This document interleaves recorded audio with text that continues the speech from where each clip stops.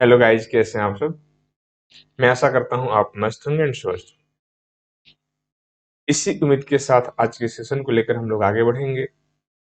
आज का जो आपका टॉपिक है वो टॉपिक है परसेंटेज। इससे पहले भी हम लोग परसेंटेज का ढेर सारे पार्ट कर चुके हैं और आज आपका पार्ट 4 होने वाला है। ठीक है, तो वैसे विद्यार्थीगण, जो इससे पहले की जो वीडियो है पार्ट 1 पार्ट 2 और जो पार्ट 3 है, अगर आप उस वीडियो को नहीं देखे हैं तो जाकर के सबसे पहले उस वीडियो को देखेंगे। ठीक है, चलिए फिर हम लोग आज की सेशन को स्टार्ट करते हैं।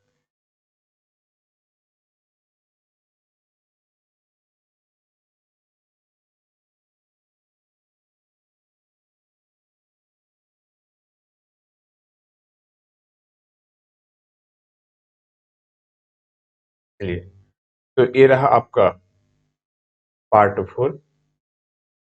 ठीक है, अब ये पार्ट 4 के अंदर आप देखेंगे सबसे फर्स्ट क्वेश्चंस को। ये आपका सबसे पहला क्वेश्चन है। क्वेश्चंस काफी खूबसूरत है। ठीक है, क्वेश्चंस में ये लिखा हुआ है कि 50 लड़कियों और 70 लड़कों की एक कक्षा ने एक संगीत कार्यक्रम प्रायोजित किया। यदि 40% लड़कियां, ठीक है, और 50% लड़कों ने कार्यक्रम में भाग लिया तो कक्षा का लगभग कितने प्रतिशत हिस्सा कार्यक्रम में उपस्थित था। तो सबसे पहले कितने परसेंट लड़की भाग ली है, तो सर 40% लड़की भाग ली है। लड़की है कितनी, सर लड़की है टोटल 50। अगर 50 का 40% अगर आप निकालेंगे तो सर ये हो जाएगा 100। एक एक जीरो अगर इस तरह से आप कैंसिल करते हैं यहाँ से, सर 4 पचे हो जाएगा 20। यानी सर 50 लड़की में 20 लड़की ही पार्टिसिपेट करती है उस प्रोग्राम के लिए, बाद बाकी लोग पार्टिसिपेट नहीं करती है। इसके सिवाय आपके पास लड़कों की जो संख्या है वो है 70 और 70 में 50% लड़का लोग ही पार्टिसिपेट करता है। तो एक जीरो से एक जीरो यहाँ उड़ा लीजिए इस तरह से, और 7 बच्चे हो जाएगा आपका 35। यानी सर 35 बॉयज लोग पार्टिसिपेट कर रहा है। और जब ये गर्ल्स और ये बॉयज दोनों को हम मिला देंगे आपस में, तो सर हम कह सकते हैं कि टोटल 55 स्टूडेंट पार्टिसिपेट किए ये प्रोग्राम में।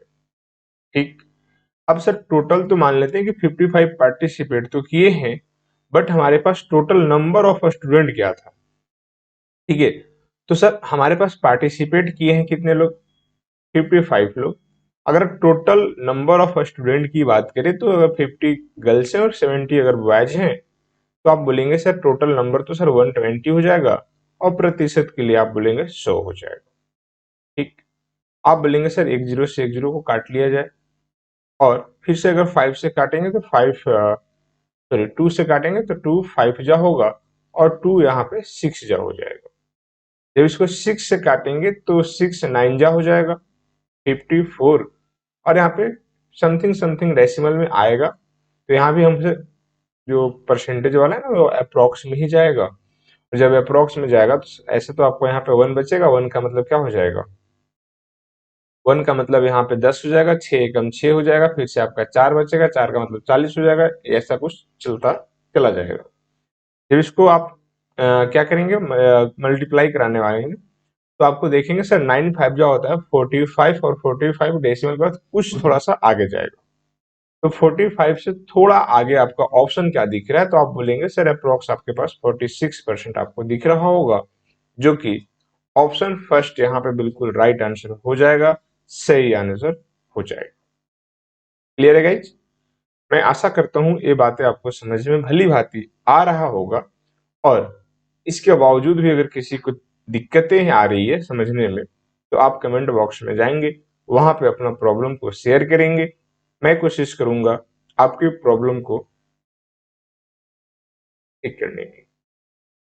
ठीक है, चलिए, अब ये रहा आपके पास क्वेश्चन नंबर सेकंड। अब इसका क्या फंडा है, सवाल ये लिखा है ना कि एक विक्रेता 600 में 300 आम खरीदता है। ठीक है, कोई भी एक विक्रेता है वो 600 रुपया देता है और 300 पीस आम खरीद लिया। लिखा कि उनमें से कुछ आम सड़ गए और फेंक दिए गए। ठीक है, कुछ आम क्या हुआ, सड़ गया और सड़े हुए आमों को हम लोग फेंक दिए। फिर लिखा है कि उसने शेष बचे आमों को ₹3 प्रति आम यानी कि एक आम को 3 रुपये में की दर से बेचा और 210 का लाभ कमाया। फेंके गए आमों का प्रतिशत ज्ञात कीजिए। देखिए जी, पहले तो ये बंदा 600 रुपया लेकर गया और 600 रुपया लेकर जाता है तो 300 पीस आम खरीद कर लाता है। हुआ कुछ ऐसा कि उसके पास कुछ आम सड़ गए, लेकिन कुछ आम सड़ने के बाद भी वो एक आम को 3 रुपए के हिसाब से बेचना स्टार्ट करता है और इसके बावजूद भी वो 210 रुपए का फायदा कमा लेता है। तो हमसे पूछा कि आखिर कितने प्रतिशत आम आपका सड़ गया था, हमें नहीं पता है ना। एक काम करते हैं कि अगर सर हम 600 रुपया में खरीदे थे और इसके बाद भी अगर हम 210 रुपए का फायदा कमा लिए तो सर ये हो जाएगा कंप्लीट 810 और ये हमारे लिए एसपी का काम करेगा। एसपी का मतलब विक्रय मूल्य का काम करेगा, क्योंकि सर 600 में तो हम खरीदे ही थे और जो 210 जो हम फायदा कमाए तो फाइनली हम बेचे कितना में होंगे, तो सर हम बेचे होंगे फाइनली 810 रुपया में। ठीक है, अब 810 रुपया में बेचे तो ठीक है, लेकिन एक आम के दाम कितना था, तो सर एक आम के दाम था हमारे पास 3 रुपया। तो हम पूछेंगे कि अगर 810 रुपया में आप कितने आम खरीद सकते हैं, अगर एक आम के दाम आपको 3 रुपया बता दिया जाए, तो सर हम आमों की पहले संख्या यहां पे अगर पता करें, क्या पता लगाएंगे, आमों की संख्या अगर मान लेते हैं कि आपको घर से कोई देकर के भेज दिए हैं 810 रुपया और एक आम का दाम है 3 रुपया, जब इसको आप डिवाइड करेंगे तो आ जाएगा यहाँ पे 270। क्लियर है, यानी अगर 3 रुपए आम है और अगर आपको 810 रुपया ही घर से मिला है तो आप 270 ही आम खरीद सकते हैं, उससे ना तो ज्यादा खरीद पाइएगा और ना उससे कम। ठीक है, तो अब क्या है कि अगर आप 270 आम तो क्या किया, ये बेच दिया।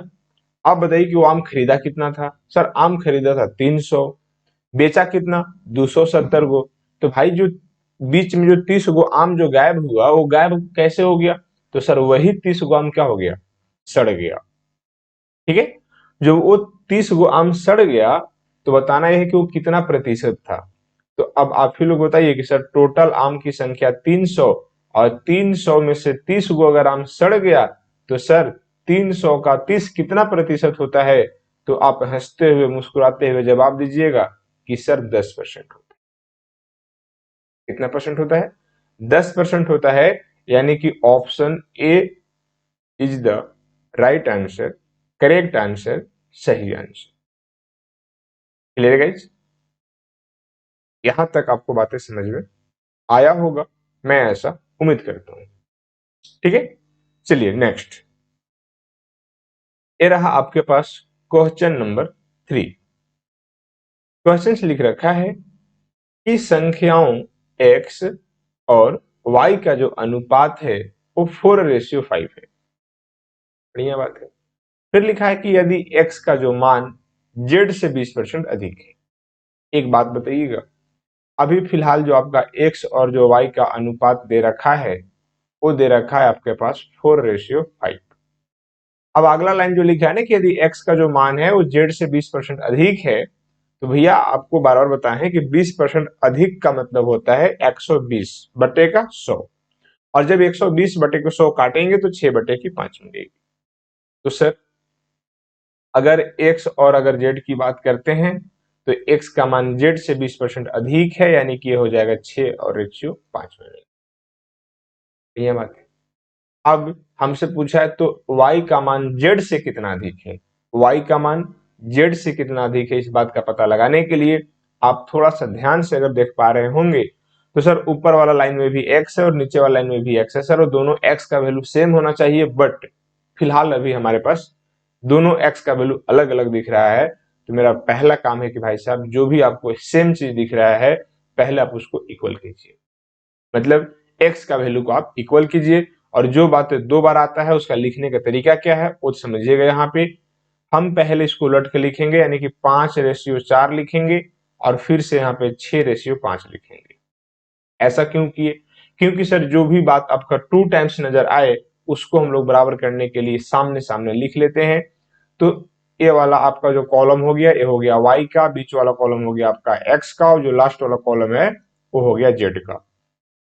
ठीक है, अब इसके बाद हम लोग क्या करेंगे, तो यहाँ पे आप देखेंगे एक जगह खाली दिख रहा है, यहाँ भी एक जगह क्या दिख रहा है, खाली दिख रहा है। और खाली जगहों पे आपका जो हिस्सा होता है वो होता है पड़ोसी लोगों का, यानी यहाँ पे आकर के बगल का 6 भरेगा और यहाँ आकर के बगल का 4 भरेगा। जब इसको हम कैलकुलेशन करेंगे तो सर 5 × 30 हो जाएगा इस तरह से, इधर से 6 चौके आपका 24 हो जाएगा और इधर से 4 5 आपका 20 हो जाएगा। ठीक, अब आइए कि आपसे पूछा क्या है, तो पूछा है कि y का मान z से कितना अधिक है। y का मान z से कितना अधिक है, तो सर z यहाँ पे 20 दिख रहा है और y दिख रहा है सर कितना, 30। तो कितना अधिक है, यहाँ पे कितना प्रतिशत होना चाहिए, तो कितना अधिक है, तो पहले ही बात पता लगाएंगे सर कितना अधिक है, सर तो 10 अधिक है। सर इसी को अगर हम प्रतिशत में देखें तो सर अधिक है 10 किस से, तो सर 20 से। अब प्रतिशत के लिए होता है 100, एक जीरो से एक जीरो और दो से इसको काटेंगे तो सर डायरेक्ट 50% निकल कर आ जाएगा। और 50% आपको दिखेगा कहाँ, तो सर ऑप्शन सी में आपको बिल्कुल 50% आपको दिख रहा होगा, यानी बिल्कुल यहाँ पे सही आंसर है, सही प्रोसेस है, सही कैलकुलेशन है। ठीक है, चलिए हाँ, यहाँ पे आपका ऑप्शन दिख नहीं रहा है ना। सवाल ये लिखा है आपका कि एक दिन का कितने प्रतिशत 3 घंटे के बराबर होता है। एक दिन मतलब समझते हैं? सर एक दिन का मतलब होता है 24 घंटा। एक दिन का मतलब क्या होता है, 24 घंटा। एक दिन का कितने प्रतिशत 3 घंटे के बराबर है, सर हमें नहीं पता कितने प्रतिशत। 3 घंटे के बराबर बोला, 3 को ऊपर चिपका देंगे सर, 24 होता है सर एक दिन में। आप प्रतिशत के लिए 100 से कर देंगे, 3 से करेंगे 8 बार में हो जाएगा, 8 से इसको काटेंगे 12 8 96 होता है, 1/2, यानी 12.1/2 हो जाएगा इसका बिल्कुल सही आंसर, करेक्ट आंसर। क्लियर है, तो ये चीजें काफी आसान थी। ठीक है, चलिए हाँ, अब जो हम लोग बात करने वाले हैं, ये बात करेंगे हम लोग 5 नंबर के ऊपर। 5 नंबर आपका क्या बोला है, देखिए सवाल यही लिखा है कि यदि a माइनस बी का 40%, a माइनस बी का कितना परसेंट है, 40% है। ठीक, ये रहा सर 40। अगला लिखा है कि a प्लस बी का 20, a प्लस बी का 20, ये दोनों आपस में क्या है, बराबर है। सर इसको 20 से अगर 40 को काट दें तो 2 बार में कट जाए। अब क्या होता है कि सर ऐसे हालात में आप अगर कैलकुलेशन को थोड़ा सा शॉर्ट करना चाहते हैं तो सर ये पूरे पड़ोसी का वैल्यू इधर होता है और इसका वैल्यू पूरे इधर होता है। सर कुछ नहीं है तो यहाँ पे आप 1 चिपका सकते हैं, कोई आपत्ति नहीं है। मतलब आप कह सकते हैं कि अक्सर पड़ोसी के नजर पड़ोसी के घर में होता है, खुद के घर में नहीं। सर आपका इसका कहने का मतलब क्या है, तो मेरा मतलब यही है कि यहाँ पे a प्लस बी का जो वैल्यू निकल कर आएगा वो 2 निकल कर आ जाएगा और जो a माइनस बी का जो वैल्यू निकल कर आएगा वो 1 निकल कर आ जाएगा। जब इसको हम सॉल्यूशन करने जाएंगे तो सर बी कट जाएगा क्योंकि एक माइनस में और एक प्लस में है। ए और ए की बात करें सर, यहाँ से 2a मिल जाएगा और इधर से 2 और 1 कितना हो जाएगा, 3। सर अगर ए की अगर हम बात करते हैं तो हो जाएगा आपका 3 बटा का, सर 3/2 का मतलब होता है सर 1.5। ठीक है, अपने हिसाब से कुछ भी रख सकते हैं। ठीक है, बट हमसे बोला है कि तो बी एक के कितने प्रतिशत के बराबर है, बी। अब बताइए, पहले बी का वैल्यू निकालना जरूरी है। तो अगर बी के वैल्यू अगर आप निकालने जाइएगा तो बी का वैल्यू आपको मिलेगा आधा। काहे आधा मिलेगा, क्योंकि अगर ए का वैल्यू 1.5 है तो सोचिए ना, इक्वेशन अगर इसको आप फर्स्ट मान लेते हैं तो सर अगर ए का वैल्यू 1.5 है तो बी की जगह क्या रखिएगा, ताकि दोनों को जोड़ने के बाद 2 ही तो चाहिए हमको, ये सुनो। और अगर 2 चाहिए तो एक की जगह 1.5 है तो लाजमी है सर आधा चाहिए, और आधा को हम ऐसे लिख लिए, चलिए ठीक है आधा हो गया। सर बी का वैल्यू हाफ हो गया। अब कितना प्रतिशत की अगर बात कर रहा है तो प्रतिशत को बनाने के लिए आइए यहां देखते हैं। सर कितना है बी, तो आधा। किसके रेस्पेक्ट में पूछा है, ए की रेस्पेक्ट में, तो सर प्रतिशत के लिए 100। नीचे का 2, ये भी 2 खत्म, मिला क्या आपके पास, तो सर मिल गया फाइनली 100/3%। और 100/3% कहां पे आपको दिख रहा होगा, तो option C is the correct answer. ठीक है, मैं ऑप्शन सी बोला इसलिए आप कंफ्यूज मत होइएगा। वो प्लस ऑप्शन बी क्या है, बट वहां पे लिखा हुआ सी है। कुछ लोग को लग रहा है शायद आप दूसरा ऑप्शन मार रहे हो और ऑप्शन सी बोल रहे हो। हाँ, बिल्कुल सही है, ऑप्शन सी होगा। ठीक है, चलिए। हाँ, अब हम लोग बात करेंगे क्वेश्चन नंबर 6 की तरफ। तो 6 यही बोला है कि बिलियन में पानी की 320 ग्राम मात्रा में सामान्य नमक की मात्रा 33 ग्राम है। ठीक, तो लिखा है कि द्रव्यमान प्रतिशत द्वारा द्रव्यमान के संदर्भ में बिलियन की सांद्रता की गणना कीजिए। अब सबसे पहले सर यहाँ पे सांद्रता की जो गणना करने बोल रहा हूँ वो बिलियन की, तो वो हमारा काम कर जाएगा 33 ग्राम, 33 ग्राम। लेकिन अगर टोटल द्रव्यमान की अगर आप बात करते हैं तो देखिएगा सर, हमसे पूछा तो पहले इसके बारे में 33 ग्राम के बारे में, बट टोटल की अगर हम बात करें सर तो ये 320 हो जाएगा, प्लस में सर आपका 33। सर ये हो जाएगा, एक मिनट। अब यहाँ पे प्रतिशत में चाहिए था तो आप प्रतिशत के लिए क्या करेंगे, तो सर प्रतिशत के लिए हमको 100 से करना पड़ता है गुना। तो इसको हम करा दिए यहाँ पे 100 के साथ मल्टीप्लाई, मिला किया तो सर ऊपर में 33 मिल जाएगा, और ये हो जाएगा आपका 3, 30, 20, 50, 53 हो जाएगा, यानी कि 353 मिलेगा। ठीक है, अब इसको अगर आप 100 के साथ मल्टीप्लाई कराते हैं, देखिए 33 से कट जाएगा क्या, एक 11 की 33, पूरा पूरा तो नहीं कट रहा, यानी कि 3, 3, 6, 3।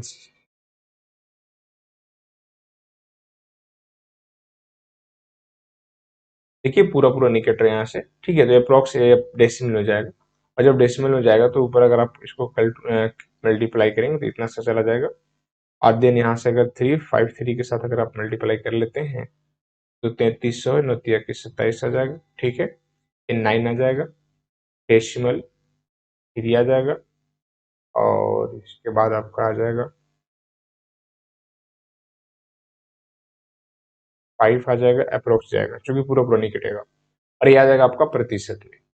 अब देखिएगा, कुछ लोग का ना जल्दी के चक्कर में दिमाग पता नहीं कहाँ चला जाता है। अब कैसे वो बता दे रहे हैं, क्योंकि ये हम प्रतिशत में निकाल लिए। अब प्रतिशत में तो निकाल लिए, लेकिन आपका जो ऑप्शन फर्स्ट है वो देखिए प्रतिशत में है नहीं, वो ग्राम में दिया हुआ है। अब जब ग्राम में दिया हुआ है तो होगा नहीं, जब प्रतिशत में है सर तो इसको हम क्या करेंगे, परफेक्ट आंसर करेंगे।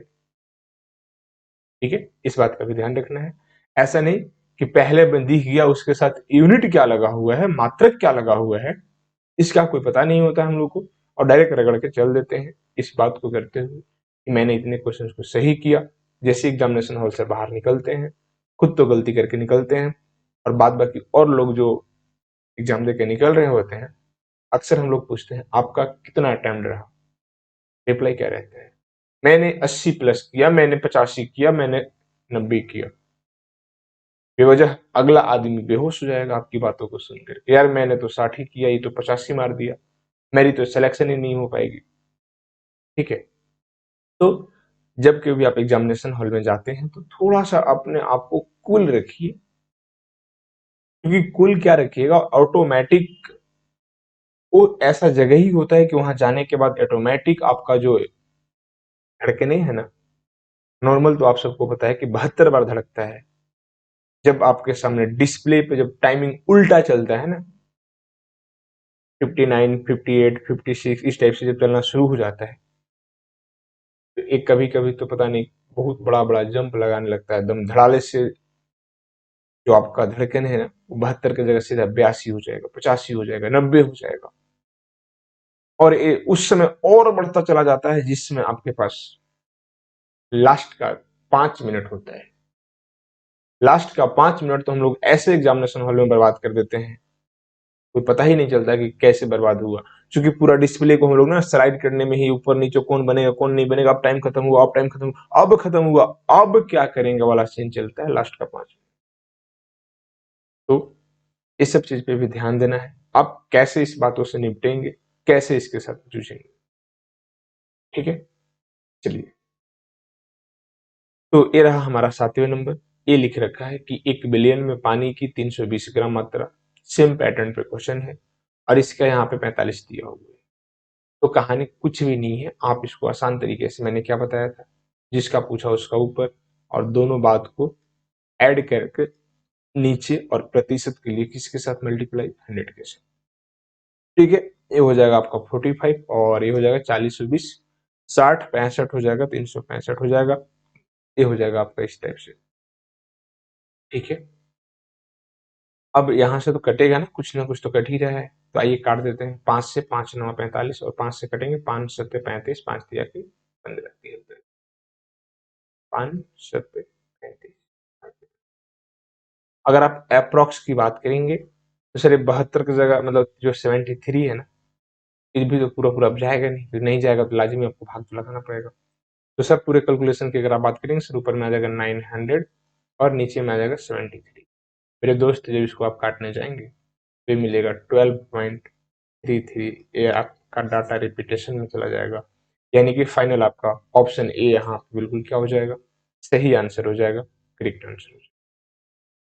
ठीक है, अब ये रहा आपके पास क्वेश्चन नंबर 8 और ये लिख रखा है कि किसी राशि के 32% का 40% का 60% 432 के बराबर है, तो राशि ज्ञात कीजिए। देखिए कोई एक संख्या होगा, हमें पता नहीं वो संख्या है क्या, मान लेते हैं भाई साहब एक्स होगा। इसकी अगर आप 32% की बात करते हैं सर, 32/100 हो जाएगा। इसके बाद अगर आप 40% की बात करते हैं सर, 40/100 हो जाएगी। और 60% की बात करते हैं सर, 40/, इस टाइप से हो जाएगा। और फाइनली इतना कम करने के बाद हमारे पास 432 के बराबर। आप बोलेंगे सर क्यों ना एक जीरो से एक जीरो काट लिया जाए, सर यहाँ भी एक जीरो से एक जीरो काट लिया जाए। बहुत बढ़िया आप बोला, बिल्कुल मैंने काट लिया। सर इक्वल होने के बाद तो ऊपर से ऊपर भी तो कटता है ना सर, हाँ बिल्कुल कटता है। तो आइए ना काटते हैं। 6 से पहले अगर हम काट लें सर, 6 7 42 होता है और 6 दूना की 12 होता है। सर ये 4 से काटेंगे सर, 18 चौक 72 होता है सर, 18 बार में कट गया। और तो हाँ सर और होता है ना सर, ये 18 को 2 से काटेंगे सर, 9 बार में कट जाएगा। और ये सब 32 को 2 से काटेंगे सर, 16 बार में कट जाएगा। और कटेगा, तो हाँ सर और कटेगा। इस 16 को करेंगे सर 4 से, 4 चौके 16 सर, ये 25 चौके 100 कट जाएगा। बढ़िया सर। इस 4 को 2 दूना की 4 काटेंगे सर, ये 10 है सर, 5 बार में कट जाएगा। सर ये वाला 2, ये वाला 10 को सर 5 बार में काट देगा। आप बोलेंगे सर अब क्रॉस इंटू करा दिया जाए, तो हाँ बिल्कुल करा दिया जाए। आपके पास नीचे है 25 से और 5 5 दो बार है, अदन वहां पे इक्वल को उधर 9 है। मेरे दोस्त अगर इस सारे नंबर को आप अगर मल्टीप्लाई कराएंगे, मतलब किसको किसको, 9 को कराना है, देन आपको 25 करानी है, देन आपको 5 करानी है, देन आपको 5 करानी है। इतने काम कराने के बाद आपके पास मिलेगा 5625। क्लियर है, यानी ऑप्शन नंबर ए आपके लिए सही आंसर होगा, बिल्कुल करेक्ट आंसर होगा। क्लियर है, चलिए मैं आशा करता हूं यहां तक आपको बातें समझ में आ रहा होगा। और अगर नहीं भी आ रहा है ना, मैं बार बार ये बात को बोलते हैं कि आप कमेंट सेक्शन में जाएंगे, जाकर वहां अपना प्रॉब्लम शेयर करेंगे। मैं पूरी कोशिश करूंगा आपकी प्रॉब्लम को दूर करने की। ठीक है, चलिए ये रहा आपके पास क्वेश्चन नंबर 9। अब ये 9 वाला क्या बोलता है भाई, कि लिखा है कि बैंक अरविंद को, कोई एक बैंक है भाई जहां पे एक बंदा पहुंचता है जिसका नाम क्या है, अरविंद है। अरविंद को कितना, इक्यासी दहाई सैकड़ा हजार 10,000 लाख 10 लाख, इतना सारा हेवी अमाउंट देने के लिए तैयार हो जाता है। ठीक, कर्ज देने के लिए तैयार हो जाता है। उसके व्यवसाय शुरू करने के लिए आवश्यक राशि से 17% कम है। यानी अरविंद एक अपना कोई भी बिजनेस करना चाहता है और बिजनेस करने के लिए वो बैंक के पास जाता है और लोन लेने की बात करती है, कर्ज लेने की बात करती है बैंक वालों से। तो बैंक वाला आप उसको ना इस इतने हेवी अमाउंट देने के लिए तैयार है, बट फिर भी अरविंद का बिजनेस स्टार्ट नहीं हो पा रहा है, क्योंकि बिजनेस स्टार्ट करने के लिए अभी भी उसके पास जो भी अमाउंट मिला है वो 17% कम है। काश अगर और 17% अगर अरविंद को मिल जाए तो अपना वो बिजनेस को, अपना धंधा को बहुत बढ़िया से वो क्या कर सकता है, रन करा सकता है। ठीक है, तो बात यह है कि अगर सर, यानी कि जब भी वो अरविंद बैंक गया होगा तो सर अपने जरूरत के हिसाब से 100% लोन लेने की कोशिश कर रहा है। सर 100% लोन लेने की कोशिश कर रहा है बट उसको 100% मिला नहीं है, उसको मिला है जरूरत से 17% कम। सर जरूरत से 17% कम का मतलब आप ये कहना चाहते हो सर कि 83% पे मिला उस बंदे को? तो हाँ बिल्कुल मिला। तो सर 83% मिला है, तब तो आप बोलेंगे कि हाँ सर 17% उस बंदे को कम मिला जितनी उसकी जरूरत थी। ठीक है। अब भैया कोई भी चीज उसको अगर बिजनेस स्टार्ट करना होगा तो सर 100% लोन की उसको जरूरत है। तो सर ये अमाउंट रहा आपका, जब यहाँ हम निकालने जाएंगे 100%, तो 83 के साथ यहाँ पे डिवाइड करेंगे और सर 100% निकालनी मतलब कि 100 के साथ मल्टीप्लाई करेंगे। जब ये 83 के साथ जब पूरी कैलकुलेशन को आप अगर सॉर्ट आउट करने जाएंगे तो आप देख पाएंगे पहले तो आपका 2 टाइम्स में जाएगा, देन आपका फिर से यहाँ पे 8 टाइम्स में जाएगा, फिर 7 टाइम्स में जाएगा, और इसके बाद अगर फिर दिमाग लगाएंगे तो आपका 6 टाइम में चला जाएगा, इसके बाद चला जाएगा 5 और फाइनली आपका 9 टाइम्स में। और अगर इसको फिर से अगर पूरे कैलकुलेशन की बात करेंगे तो सर इतना इतना इतना, इस पर डबल जीरो ठोक दीजिए इधर से ला करके, ये हो जाएगा इसका बिल्कुल सही आंसर, करेक्ट आंसर। अभी मिलेगा कहाँ भाई? तो ये देखिए ना, आपका ऑप्शन फर्स्ट में आपके पास लगा हुआ है 2876 5900, बिल्कुल सही आंसर है। यानी ऑप्शन फर्स्ट इसका सही आंसर है, करेक्ट आंसर है। ठीक है, चलिए। तो अब आपके पास नेक्स्ट क्वेश्चन लगा हुआ है, क्वेश्चन नंबर 10। अब क्वेश्चन 10 के क्या कहानी है भाई? देखिए क्वेश्चन 10 लिखा है कि एक खाद्य खुदरा श्रृंखला की बिक्री का 30% भाग डेयरी उत्पाद है और शेष ताजे उत्पाद है। मतलब कोई भी एक खाद्य खुदरा श्रृंखला का जो बिक्री का जो रेसिपी है, देखिए यहाँ पे मान लेते हैं कोई भी एक खाद्य, ठीक है, ये दो तरह का अपना उत्पाद करता है। एक तो करता है डेयरी उत्पाद, कैसा उत्पाद करता है? डेयरी उत्पाद करता है। और दूसरा करता है ताजा उत्पाद। अब सर डेयरी उत्पाद करता है 30%, तो लाजिमी है भाई साहब ताजा वाला ऑटोमेटिक सर 70% बेच जाएगा। ठीक। आगे लिखा है कि यदि श्रृंखला में प्रत्येक माह लगभग वह 50,000 की बिक्री होती है, तो डेयरी उत्पाद की बिक्री की राशि क्या है? मतलब वो आदमी पर मंथ कितने का सेलिंग करता है? तो सर 50,000 का। अब बताइए, जब 50,000 का शेयर करता है मतलब सेलिंग करता है, तो दोनों बात होगा उसमें, डायरी वाला भी होगा, डेयरी वाला भी और ताजा वाला भी। हमसे डेयरी वाला का राशि पूछा है, सर डेयरी वाला 30% ही तो है, तो हाँ कोई बात नहीं, 30% ही सही है ना। 30% कितने का? तो 50,000 का। 30% ही सही, लेकिन कितने का? ये जो 50,000 जो सेल किया है, इस 50,000 में दो भाग में अगर आप तोड़ेंगे तो सर 30% हिस्सा हो जाएगा किसके लिए? तो 30% हिस्सा हो जाएगा डेयरी के लिए और 70% हिस्सा हो जाएगा ताजे वाले के लिए। तो इस 50,000 को इस तरह से करेंगे और इसको 30% के साथ ऐसे काम कर लेंगे। सर 2 जीरो से 2 जीरो उड़ा दीजिए, 5 तिया की 15, यानी कि जो सर डेयरी वाले के हिसाब से जो सेलिंग होगा वो 15,000 होगा और बाद बाकी बच गया आपका 35,000।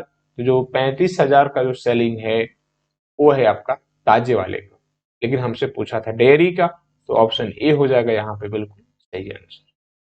ठीक है। हाँ, ये रहा आपके पास क्वेश्चन नंबर 11। अब क्वेश्चन 11 क्या कहता है भाई? तो 11 में लिखा हुआ है कि एक छोटे पैमाने पर व्यवसाय में निम्नलिखित खर्च होते हैं। कोई भी एक धंधा है और आपको भी पता है कोई भी धंधा करने में ना बहुत छोटी मोटी बहुत सारे खर्चे होते हैं, तो कुछ उसी तरह के खर्चा यहाँ भी बताया गया है। क्या है भाई? तो खरीद पर 25%, कर्मचारी के वेतन पर 25% और रख रखाव पर 50%। ठीक है।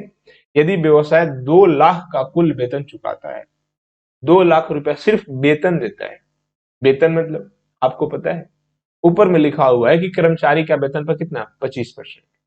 तो सर कर्मचारी के वेतन पे एक तरफ तो बोलता है कि 25% है और दूसरे तरफ बोल रहा है कि हम 2 लाख रुपए दे रहे हैं। भैया ये दोनों बात आपस में बराबर होगी। क्यों? क्योंकि सर 25% बोले तो भी हमारी कर्मचारी की पेमेंट की बात हो रही है और 2 लाख बोले तो भी हमारी कर्मचारी की पेमेंट की बात हो रही है। बट हमसे पूछा है कि रख रखाव पर कितना खर्च हुआ है, तो रख रखाव पर सर 50% खर्च हुआ है। तो एक बात बताइएगा, सर 25% का वैल्यू अगर 2 लाख है तो सर 50% का वैल्यू निकालने के लिए डायरेक्ट भैया इधर से 2 से गुना कर दीजिए। तो सर इधर भी हमको 2 से गुना करना पड़ेगा। ये मैथमेटिक्स का रूल है कि अगर आप किसी को छेड़ रहे हैं ना, अगर दो फ्रेंड हैं, कौन, लेफ्ट साइड और राइट साइड, तो भैया अगर किसी एक को छेड़ दिए तो सेम अगला को भी छेड़िए, वरना नाराज हो जाएगा। और नाराज हो जाएगा तो आपका काम गड़बड़ा सकता है, किसी के साथ बात शेयर हो सकता है, लिंक हो सकता है। ठीक है, तो अगर अपने आप को सेफ रखना है, सुरक्षित रखना है, तो जो एक साइड छेड़ेंगे अगले साइड भी हम सेम छेड़ते हैं। तो सर अगर इधर भी 2 से गुना करा दें तो जो 2 लाख वाला रुपया है सर, ये डायरेक्ट हमारा 4 लाख में कन्वर्ट हो जाएगा। और 4 लाख आपको देखने को मिल रहा होगा ऑप्शन बी।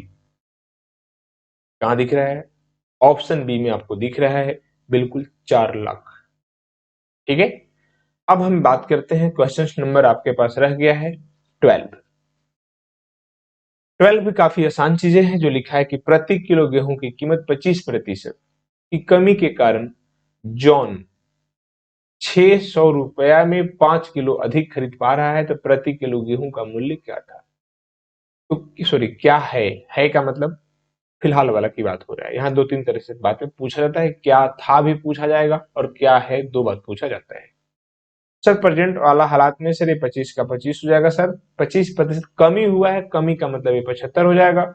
सर यहाँ पे रुपया लिख देंगे इस तरह से, और पैसा लिख मतलब किलो लिख देंगे इस तरह से। 25 तिया हो जाएगा, 3 से काट देंगे सर 200 हो जाएगा। अब 5 से भी काट देंगे सर 40 हो जाएगा। यानी अगर जब कभी भी आपको मूल्य की बात किया जाए तो सर इसका फॉर्मूला क्या बनेगा?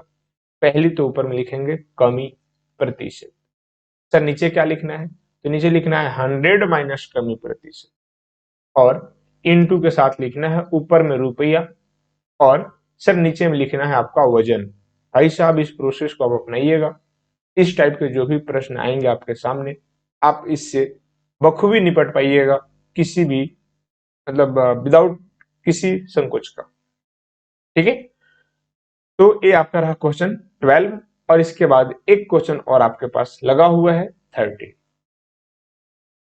13 क्या लिखा है, या फिर इसको रहने देते हैं, इसको आप SW के रूप में रख लीजिए। ठीक है, और इस क्वेश्चन को बनाना है, और बनाने के बाद कमेंट सेक्शन में जाना है, वहां जाकर के आप इसको कमेंट करेंगे इसका सही आंसर क्या बनना चाहिए, कितने लोग का सही आंसर आ रहा है। ठीक है गाइज, तो आज के लिए इतना ही, फिर से मिलेंगे हम लोग नेक्स्ट वीडियो के साथ। तब तक के लिए बाय, अपना ख्याल रखेंगे। ठीक है।